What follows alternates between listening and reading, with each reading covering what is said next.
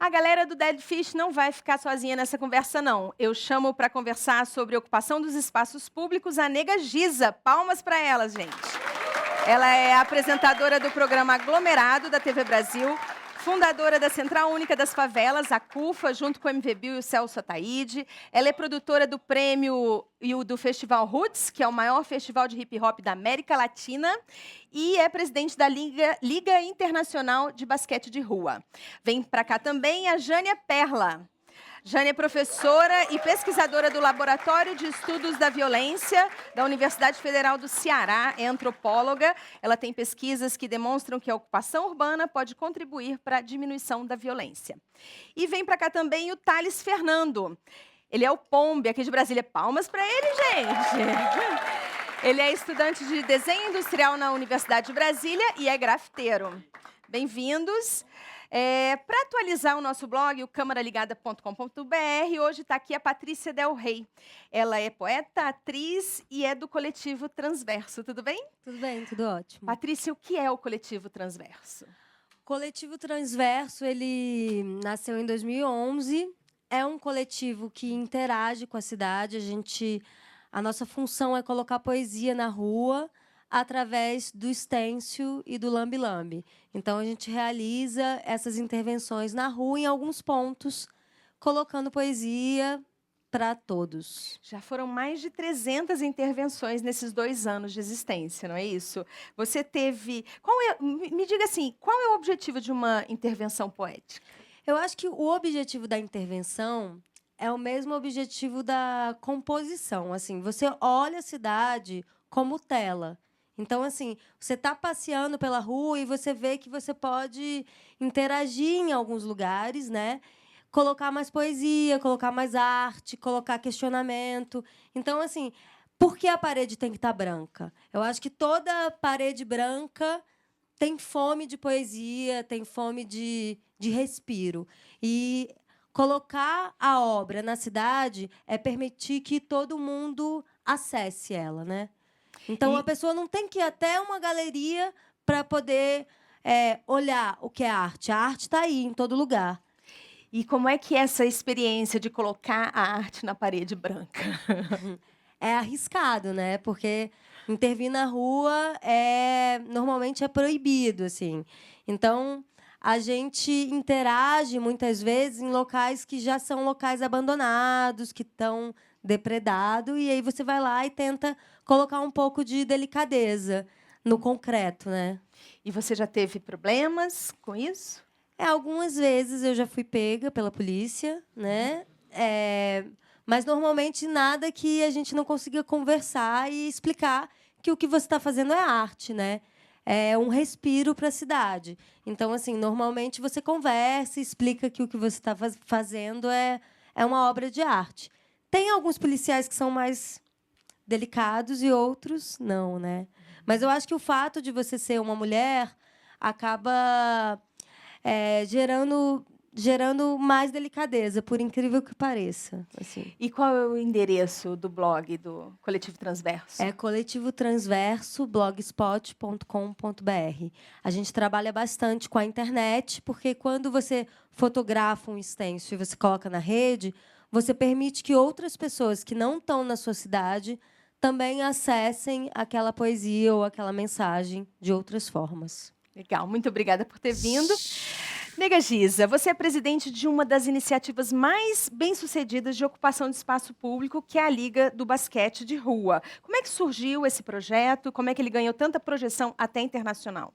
A princípio de tudo, não só a Libra, mas os outros projetos que a CUFA faz no Brasil inteiro, vem com essa vontade da gente saber aonde a gente pode chegar, onde a gente pode tornar aquele lugar mais bonito, mais bacana. A Libra era um campeonato pequeno que acontecia em alguns estados, a gente resolveu torná-lo nacional e até internacional. Então, todos os estados do Brasil acontece a Libra e o basquete de rua com as oficinas. E acontece na rua. As oficinas acontecem na rua, numa quadra de basquete. Quadras de basquete são improvisadas para acontecer o campeonato nas ruas. Então, é o maior prazer para a gente saber que a gente realiza uma referência esportiva de rua num viaduto, num lugar que estava abandonado até ontem. Hoje, a gente transforma ele no templo do basquete de rua. Isso é muito importante.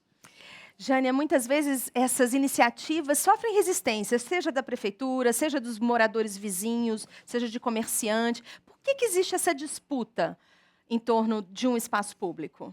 Eu acho que assim isso revela um problema social que nós temos, que é uma população amedrontada, principalmente a classe média alta, e que se sente muito mais segura a partir de uma arquitetura pautada por muros, por frequentar lugares onde a segurança é reforçada, onde não se tem contato com as pessoas. Então, qualquer iniciativa nesse sentido do encontro, do convívio, por vezes acaba sofrendo algum tipo de resistência.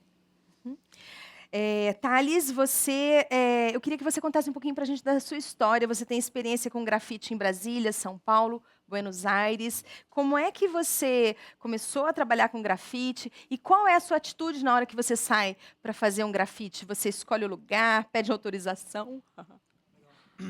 Eu comecei a pintar em 2002. Eu cheguei a morar 5 anos em Goiânia. E lá formei uma CRIO com 4 colegas. E a gente chamava ela de NOC, Nação Ordinária CRIO.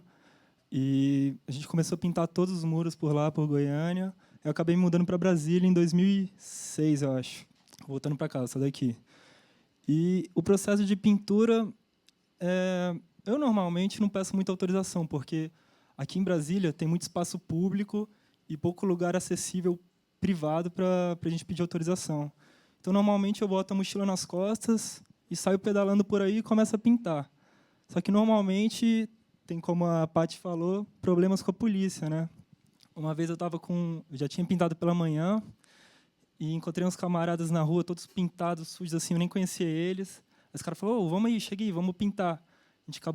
A gente chegou perto de um muro, estava branquinho, tiramos todo o material da mochila e tal, só que o muro estava branquinho, a gente nem chegou a triscar no muro. Aí passou a viatura, deu ré, falou, galera, todo mundo enquadrado, vamos para o Camburão, lá para a primeira DP.